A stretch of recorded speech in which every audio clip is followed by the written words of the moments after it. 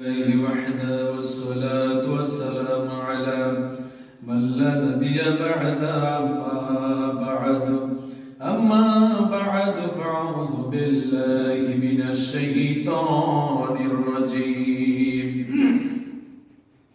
بسم الله الرحمن الرحيم سبحان الذي أسرى بعبده ليلا من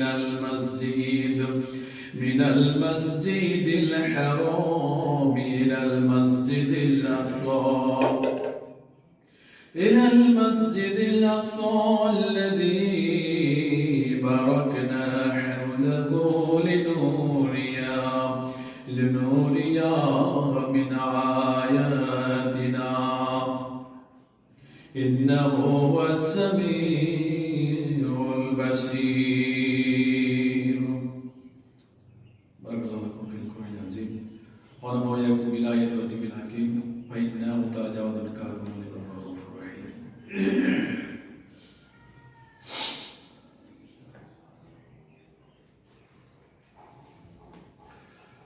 الحمد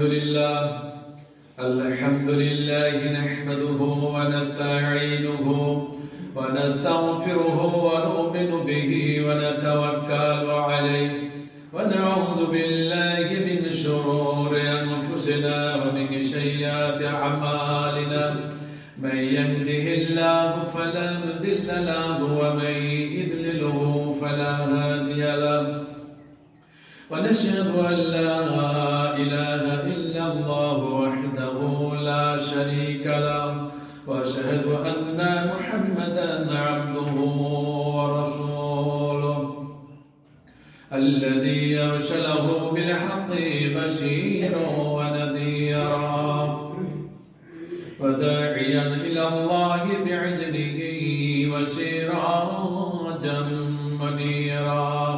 أما بعد فقد قال الله تعالى في كلامه المجيد والفرقانه الحميد أعوذ بالله من الشيطان الرجيم بسم الله الرحمن الرحيم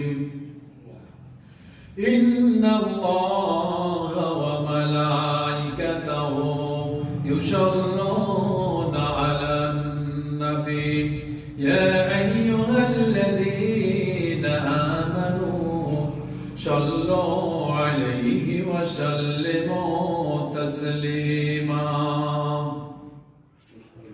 اللهم صل على محمد وعلى آل محمد كما صليت على إبراهيم وعلى آل إبراهيم إنك حميد مجيد.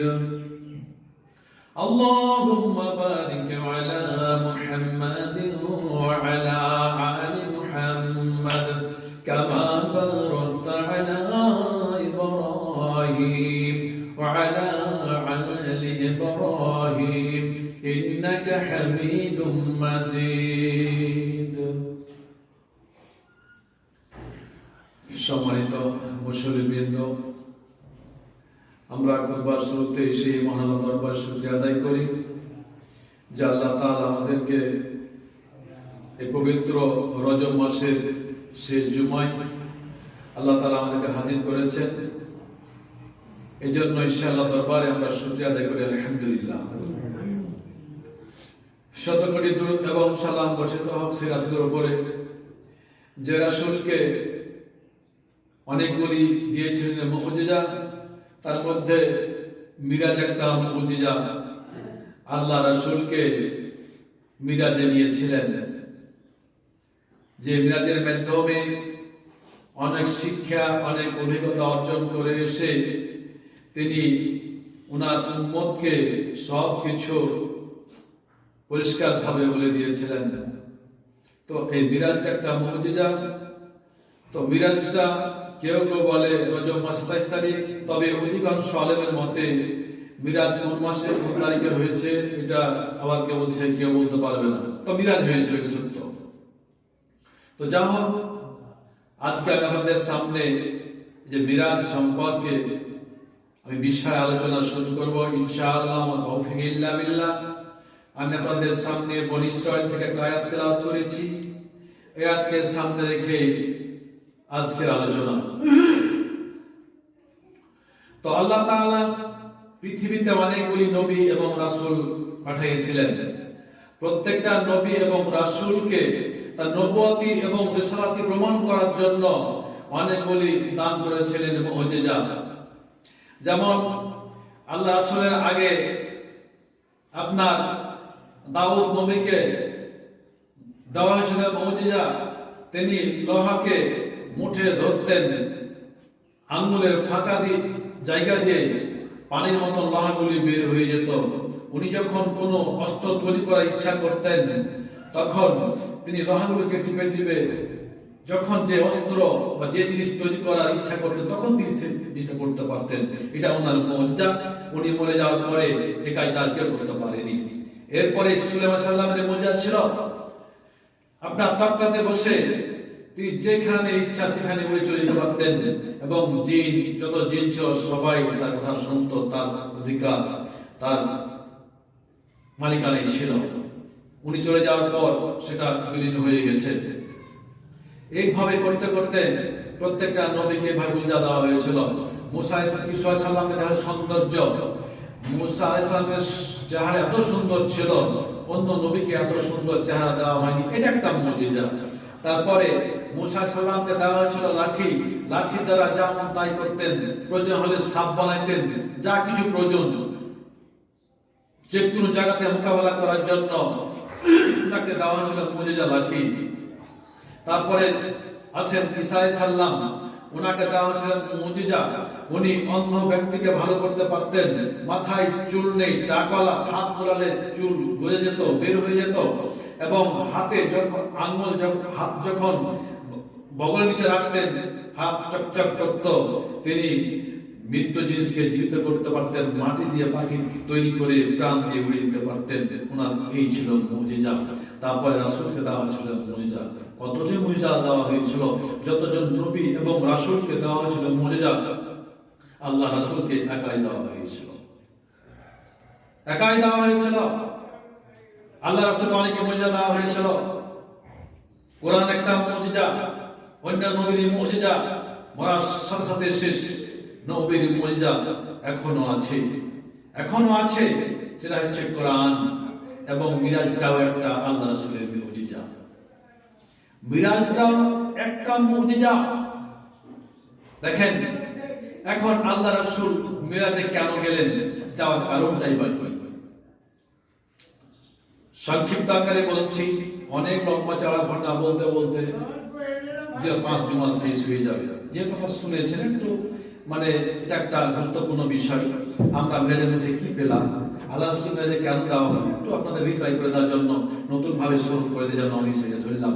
যেহেতু অধিকাংশ আলেমের মতে মিরাজটা যদিও বলে যে কোন মাসে হয়েছে, আমরা জানি যে 27 রজব হয়েছে। তো যা হোক, আমি হয়েছে আমি বলছি না, যেহেতু আমি এত আলেম নই যে নিশ্চিত বলবো না যে আমি রজব মাস 27 তারিখে হয়েছে, তবে মিরাজ হয়েছে। তো আল্লাহ রাসূল যখন বড় হলেন, প্রথম হালেমার গৃহে বড় হলেন, আস্তে আস্তে চাচা আবু তালেব, আব্দুল মুত্তালিব মারা যাওয়ার পরে চাচা আবু তালেব আস্তে আস্তে বড় হলেন। তারপর নবুয়ত পেলেন। নবুয়ত পাওয়ার পর যখন তিনি পাহাড়ে গেলেন, পাহাড়ে গিয়ে যখন ইয়া শাবাব ডাক দিলেন, তখন সমস্ত মানুষরা চলে আসলো। আল্লাহ সুবহানাহু ওয়া তাআলা বললেন, শোনো, আমি যদি তোমাদের একটা কথা শিখিয়ে দিই, সেটি তোমরা পালন করতে পারো, তাহলে সারা আরবের মানুষ তোমাদের গোলাম হয়ে যাবে। একটা কথা মানতে পারো, হে আবু তালেব, হে আবু জাহেল, হে আবু লাহাব, যত আমার কাছে আমার বংশ বা বাইরের লোক আছে তারা, যদি তোমরা আমার একটা কথা মেনে নিতে পারো, গোটা আরব তোমাদের আয়ত্তে চলে আসবে। সমস্ত আরববাসী তোমাদের কথা মতো উঠবে আর বসবে। হে মুহাম্মদ, বলো একটা কথা কি, আমরা যে এত বড় একটা ক্ষমতা পাই, আমরা একটা কথা মানতে অসুবিধা কি? তিনি বললেন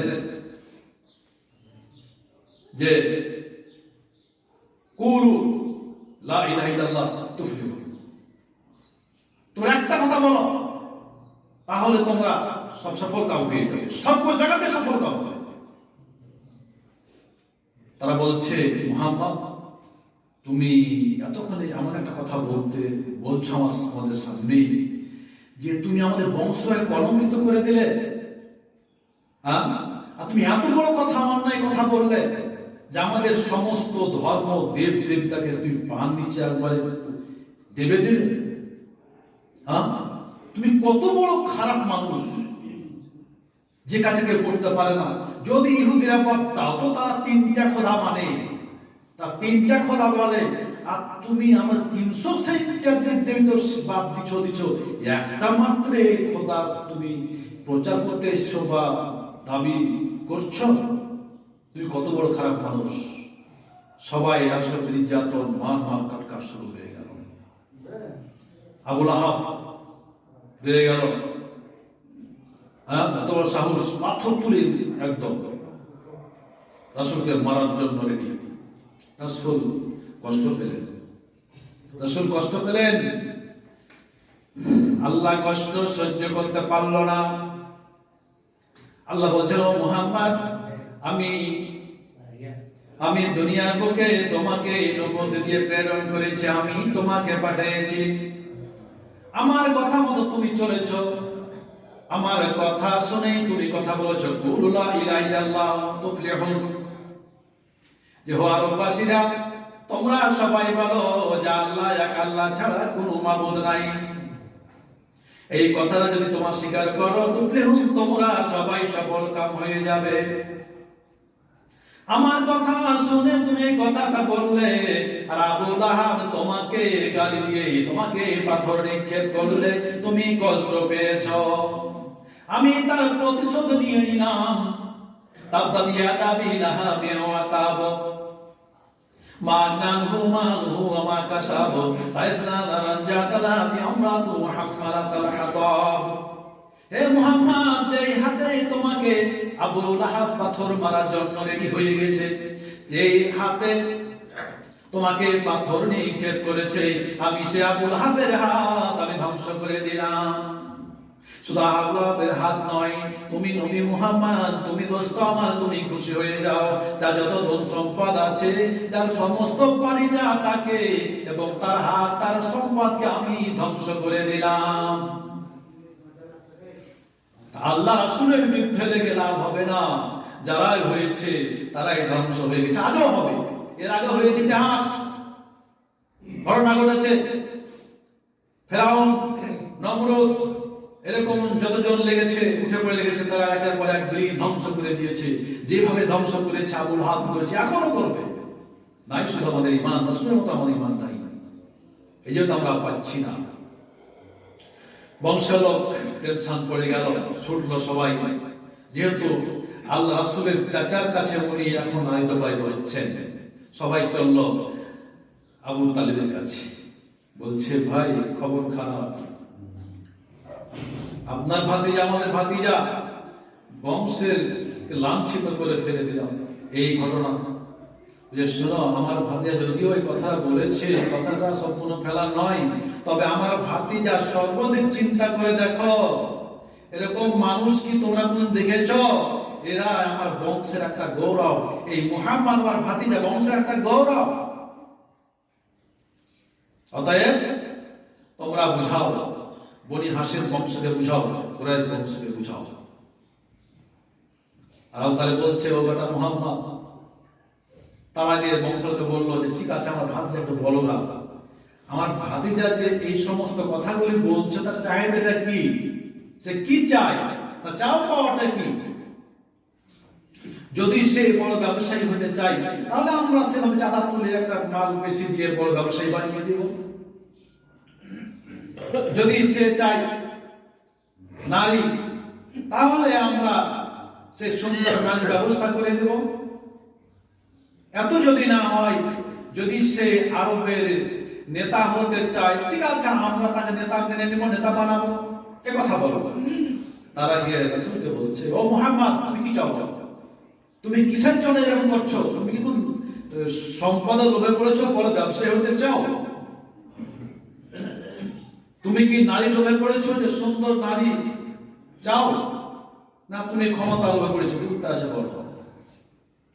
আল্লাহ রাসূল বললেন, ও শোনো আমার বংশের লোকেরা, আমার চাচারা, আমি কোন সম্পদের লোভে পড়িনি, আমি কোন নবীর, আমি কোন নারীর প্রেমে পড়িনি, আমার ভিতরে কোনো ক্ষমতার লোভ নাই, রাজত্বের লোভ নাই। সারা পৃথিবীর তোমরা আমাকে নারী দিতে চাইছ, আমাকে ধন সম্পদ দিতে চাইছ, আমাকে নেতৃত্ব, সারা আরবের নেতা বানাতে চাচ্ছ। শুধু এই নয়, সারা পৃথিবীর যদি আমাকে মালিক বানিয়ে দেওয়া হয়। আল্লাহ রাসূল বলছেন, ও আমার বংশের লোক, আমার চাচা জানেরা শুনে নেন, আপনারা যদি আমাকে সমস্ত আরবের ধন দিয়ে দেন, সারা পৃথিবীর মালিক যদি বানিয়ে দেন, এরপর শুধু পৃথিবী নয়, যদি আমার হাতে সূর্যটা এনে দেন, যদি চন্দ্রটা পর্যন্ত এনে দেন, তাহলে আল্লাহ তাআলা আমাকে যে জন্যই দুনিয়ায় পাঠিয়েছে, সেই লা ইলাহা ইল্লাল্লাহ দাওয়াত থেকে আমি এক বিন্দুও সরব না। এখন বর্তমান মুসলমানদের ঈমান লুটার জন্য যে ইহুদি খ্রিস্টানরা অর্থের লোভ দিচ্ছে, অর্থের লোভে অনেক ধর্ম ত্যাগী হয়ে যাচ্ছে। এই ধর্মের লোভ, ক্ষমতার লোভ, নারীর লোভ শুধু এখন নয়, রাসূলকে দেওয়া হয়েছিল। রাসূল বলছেন, কিসের এটা বলছো? শুধু আরবের কথা বলছো? সারা পৃথিবীর সম্পদ, সারা পৃথিবীর ক্ষমতা, সারা পৃথিবীর মালিক যদি বানিয়ে দাও, শুধু এখান থেকে শেষ নয়, যদি চন্দ্রটাও যদি আমার হাতে তুলে দাও, যদি সূর্যটাও এনে দাও, তারপর আমি এই পথ থেকে সরব না।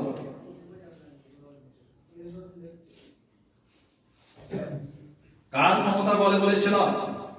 পিছনে ছিল আবু তালিব, যদিও উনি ইসলাম গ্রহণ করেনি, যদিও উনি ইসলাম গ্রহণ করেনি, কিন্তু বলেছে, চাচা, ভাতিজা, তোমাকে আমি মানুষ করলাম, তোমাকে বড় ভালোবাসি, তোমার দিন সত্য, যদি আমি গ্রহণ করিনি বা করবো, হয়তো করবো না, কিন্তু তুমি দিন চালিয়ে যাও। তোমার পিছনে যত শক্তি, অর্থ, যা সহযোগিতা দরকার, আমি সাহায্য করে চালিয়ে যাব। রাসূলের চাচা আবু তালিব ছায়ার মতো পিছন থেকে সাহায্য করেছিলেন, কেউ কিছু করতে পারেনি। রাসূল নির্দ্বিধায় দাওয়াত দিয়েছিলেন। আসলে যতদিন পর্যন্ত দিন আল্লাহ পৃথিবীতে রাখবেন, মুসলমানের সংখ্যা কম না বেশি, মুসলমান ইসলামের দিকে নাই, ইসলাম মানে না, এদিকে আল্লাহ দেখবেন। যতদিন রাখবেন, প্রয়োজন হলে ইহুদি, খ্রিস্টান, কাফের, বেঈমানদের সাহায্য নিয়ে ইসলাম টিকে রাখবে। যেমন মুহাম্মদ সাল্লাল্লাহু আলাইহি ওয়াসাল্লামকে সাহায্য করেছিল সবাই আবু লাহাব পন্থী, তাদের সহযোগিতায় তিনি নির্দ্বিধায় দিনের দাওয়াত চালিয়ে গিয়ে আজকে পৃথিবীতে, সারা পৃথিবীতে আলো ছড়িয়ে দিয়ে গেছেন। এখান থেকে প্রমাণ হয়, আল্লাহ ইচ্ছা করলে ইসলাম চায়, তাহলে যার মাধ্যম দিয়ে হোক, বেঈমান, কাফের, মুশরিকদের হাত দিয়ে হোক, সেখানে আল্লাহর সামনে জ্বালবে। এটাই তার প্রমাণ। এতে মানুষ চাক আর না চাক, যদি আল্লাহ চাই তবে।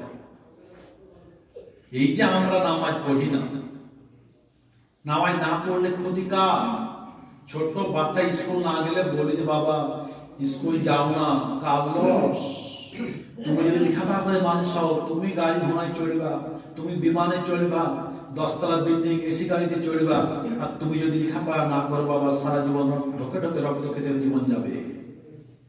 লেখাপড়া করলে তোমারই লাভ, না করলে তোমারই লস, আমরা বলি বাচ্চাদেরকে।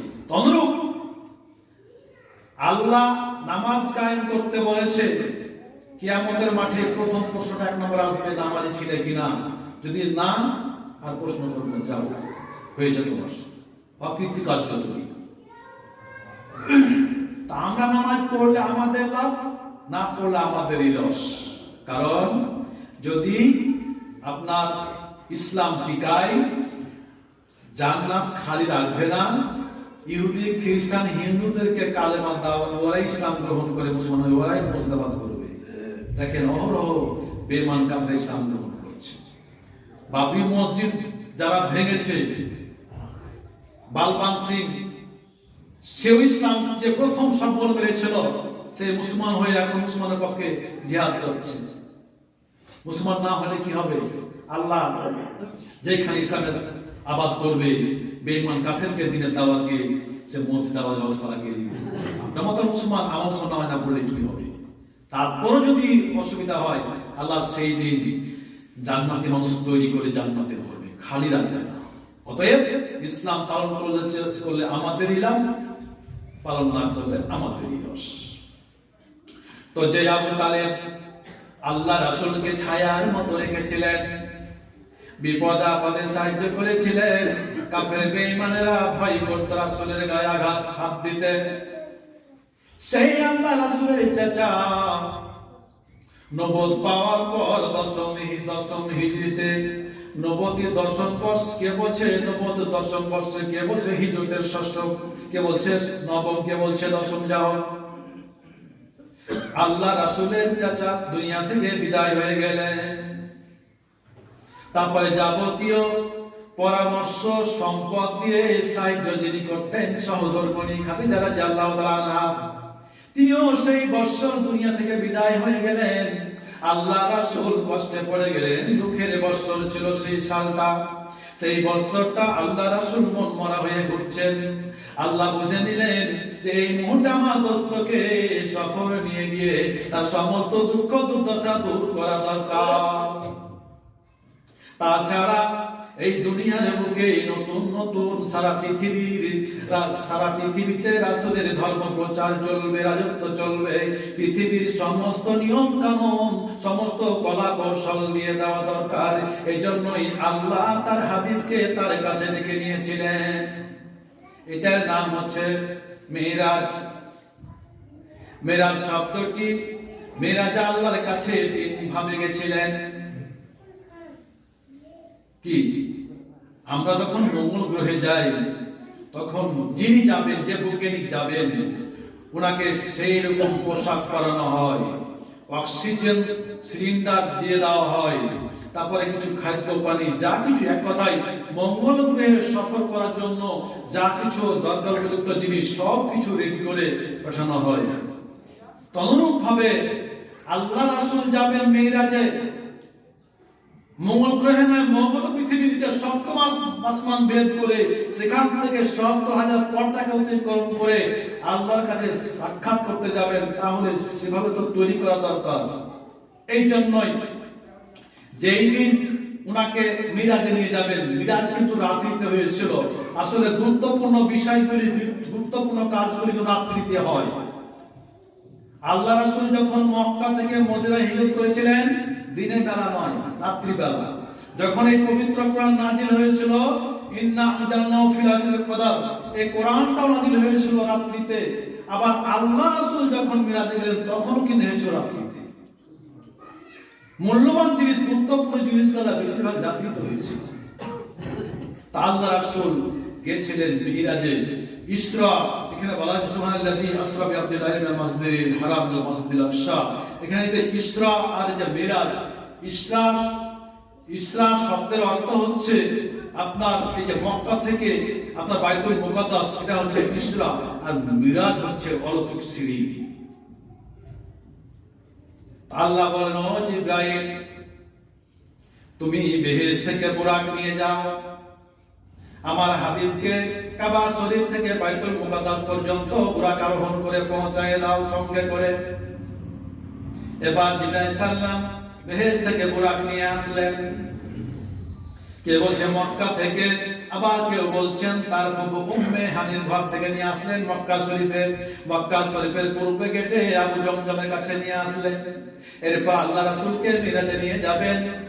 একদম সুন্দর একটা পরিবেশ তৈরি করার জন্য তিনি সেখানে তাকে বুক থেকে পেট পর্যন্ত ফিরে দেওয়া হলো এবং ভিতরে যা কিছু ছিল সবকিছু বের করে দিলেন। এরপরে তার মধ্যে কিছু হিকমত, কলাকৌশল, অনেকগুলি জিনিস ভরে দেওয়ার পর এবং সেখানে আবু জমজমের পানি দিয়ে ধুয়ে দেওয়ার পরে হিকমত এবং কলাকৌশল ঢুকিয়ে দেওয়ার পর সিলাই করে দিয়ে একদম সমান করে দিলেন, যোগ্য করে দিলেন। এমন যোগ্য করলেন যাতে সফর করতে পারেন, এই যে মঙ্গল গ্রহে যাওয়ার মতো। তাহলে এই যে সিনাচা করাটা হয়েছিল, উনাকে একজন উপযুক্ত তৈরি করেছিলেন, সফরের অসুবিধা না হয়, যেমন মঙ্গল গ্রহে কোনো বৈজ্ঞানিক যায় ঠিক অনুরূপভাবে। এরপর জিবরাইল সাল্লাম ছুটলেন বুরাক নিয়ে একবার বাইতুল মুকাদ্দাস। তো বাইতুল মুকাদ্দাসে কে বলছে যাওয়ার সময়, কেউ আসার সময়, দুটা মত পাওয়া যায় যে সেখানে সমস্ত নবীদের রূহ বা নবীরা যেভাবে হোক হাজির হয়েছে, সমস্ত নবীদের নিয়ামত করেছিলেন উনি। এই জন্য উনি হচ্ছেন ইমামুল আম্বিয়া। কোন নবীকে ইমামুল আম্বিয়া বলা হয় না। সেই বাইতুল মুকাদ্দাসে সমস্ত নবীদেরকে নিয়ে উনি নামাজ আদায় করলেন, 2 রাকাত নামাজ আদায় করলেন। এরপর বক্তব্য শুরু হলো। একজন নবীর বক্তব্য শুরু হলো। ইব্রাহিম সাল্লাম বক্তব্য দিচ্ছেন যে আল্লাহ তোমার শুকরিয়া আদায় করি যে আমাকে তুমি আবুল আম্বিয়া বানিয়েছো, আমাকে মুসলমানের পিতা বানিয়েছো, নবীদের পিতা বানিয়েছো, আমাকে একাই উম্মত বানিয়েছো, আমাকে 40 দিন আগুনে থেকে আমাকে সেখান থেকে বের করে বা আগুন থেকে তুমি বের করে মুক্ত করেছো। আল্লাহ তোমার শুকরিয়া। এরপর একের পর এক বক্তব্য শুরু হয়ে গেল। ইয়াকুব নবীর বক্তব্য শুরু হয়ে গেল, ইউসুফ নবীর বক্তব্য শুরু হয়ে গেল, সুলাইমান দাউদ এভাবে বক্তব্য শুরু হয়ে গেল, ঈসা মুসা এভাবে বক্তব্য শুরু হয়ে গেল। শেষ পর্যন্ত আল্লাহ রাসূল বক্তব্য দিলেন যে শুকরিয়া আল্লাহ, আল্লাহ আমাকে হাবিব বানিয়েছেন, আল্লাহ আমাকে অনেকগুলি মুজিজা দান করেছেন, আর শ্রেষ্ঠ মুজিজা মিরাজটাও আমার জন্য হয়েছে, একটা মুজিজা। আল্লাহ রাসূল বক্তব্য দিলেন। এবার মক্কা থেকে বাইতুল মুকাদ্দাস পর্যন্ত বুরাকে গেলেন। এবার সেখান থেকে যাবেন মিরাজ। অলৌকিক সিঁড়ির মাধ্যমে চলতে আরম্ভ করলেন। প্রথম আসমান গেলেন, নক করলেন জিবরাইল। বলছে কে? রাসূল বলছে কে? বলছে আমি জিবরাইল। সাথে কেউ আছে? বলছে হ্যাঁ, নবী মুহাম্মদ সাল্লাল্লাহু আলাইহি ওয়াসাল্লাম আছে, সঙ্গে আছে। আদম আলাইহিস সালাম বললেন মুহাম্মদকে দুনিয়ায় পাঠানো হয়েছে? জি পাঠানো হয়েছে। আর সঙ্গে আসলো কিভাবে? বলছে নেক সন্তানকে ধন্যবাদ, নেক নবীকে ধন্যবাদ। আদম আলাইহিস সালাম মুহাম্মদ সাল্লাল্লাহু আলাইহি ওয়াসাল্লাম বললেন নেক সন্তান বললেন। তাহলে আদমের সন্তান হচ্ছে মুহাম্মদ, আমরাও। তো অনেকে বলি যে মুহাম্মদ মাটির তৈরি নয়, নূরের তৈরি। তো আমরা সবাই জানি দুনিয়া থেকে মাটি নিয়ে আদমকে তৈরি করলো, আর সে আদমের পৃষ্ঠদেশ থেকে ওরস থেকে মহাসমানের জন্ম হলো। তাহলে পিতা একরকম আর সন্তান একরকম, কেমন কথা হলো? এটা আমাদের ধারণা ভুল। আল্লাহ রাসূলকেও ওই মাটি থেকেই তৈরি করা হয়েছে, আমরাও মাটি থেকে।